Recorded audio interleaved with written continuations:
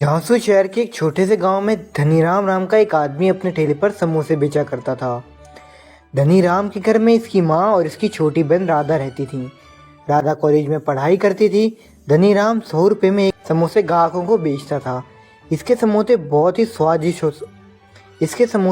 स्वादिष्ट और सस्ते थे। धनीराम के ग्राहक कुछ खाया करते थे।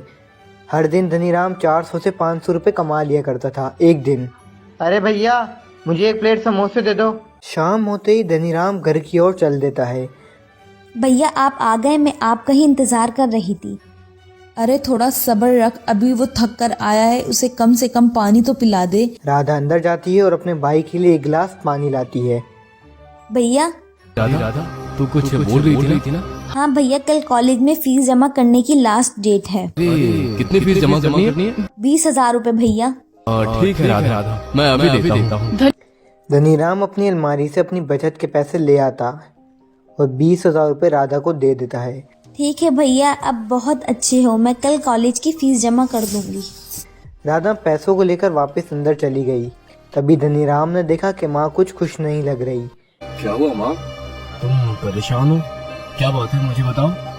इस घर में कमाने वाला सिर्फ तू ही है। अब तू इतने पैसे बहन की पढ़ाई में लगाएगा तो उसकी शादी के लिए पैसे कहाँ से आएंगे? और उसे पढ़ाई लिखाई से कुछ नहीं होने वाला। बेटा तुम पैसों की बचत करो, राधा की शादी में काम आएंगे। तुम चिंता क्यों कर रही हो? राधा की शादी हम बहुत धूमधाम से करेंगे। अभी उसको पढ़ने दो, और वैसे भी वो अभी बहुत छोटी है। इसकी उम्र से 2 साल छोटी थी तब मेरी शादी हो गई थी। वो जमाना कुछ और था और ये जमाना कुछ और है। उसे अभी पढ़ने दो, उसकी पढ़ाई पूरी होते ही हम एक अच्छी सी लड़का देखकर उसकी शादी कर देंगे। ठीक है बेटा, जैसा तुम ठीक समझो। किसी दिन धनीराम का ठेला अच्छा चलता तो किसी दिन ग्राहक कम आते। इसी तरह लगभग 6 महीने बीत गए।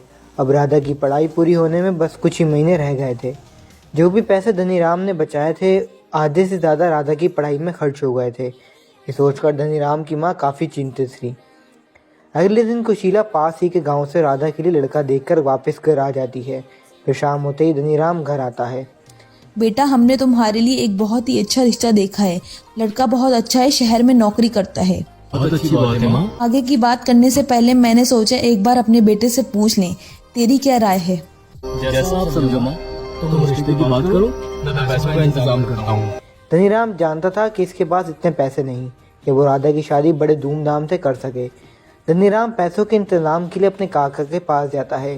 क्या बताऊँ काका, राधा बड़ी हो गई है, उसकी शादी करनी है। आप कुछ पैसे दे सकते हो? वो कैसे काका? हाँ ज़रूरत तो है। अच्छा तो कल एक शादी में जाना है धनीराम, तुम कल वहाँ समोसे लेकर पहुँच जाना। मैं तुम्हें पता दे देता हूँ।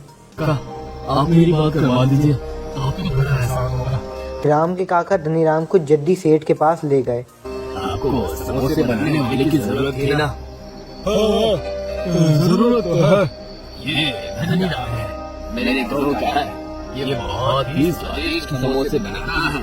अच्छा। और इसी तरह धनीराम का समोसे का कारोबार अच्छा चलता रहता है। इसकी बहन की शादी बड़े धूमधाम से। और अब धनीराम और इसकी माँ खुश रहने लगे। इस बात से बहुत खुश था कि इसे काम मिल गया है। धनीराम अब इस बात से बहुत खुश था कि इसे काम मिल गया है और इसे अब किसी से कर्ज भी लेना नहीं पड़ेगा। धनीराम अब इस जगह का पता लेकर अपने घर चला जाता है। घर पहुंचकर धनीराम अपनी माँ से कहता है, मुझे शादियों में समोसे बनाने का काम मिल गया है। सच बेटा, शुक्र है भगवान का, इसने मेरी दुआ सुन ली।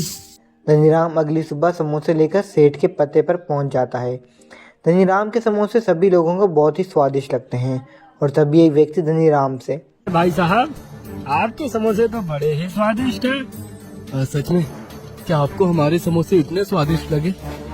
हाँ भाई, अगले हफ्ते मेरी बेटी की शादी है, तुम वहाँ आकर समोसे बना सकते हो। इसके तुम्हें अच्छे खासे पैसे भी मिलेंगे। जी, मैं जरूर आऊंगा।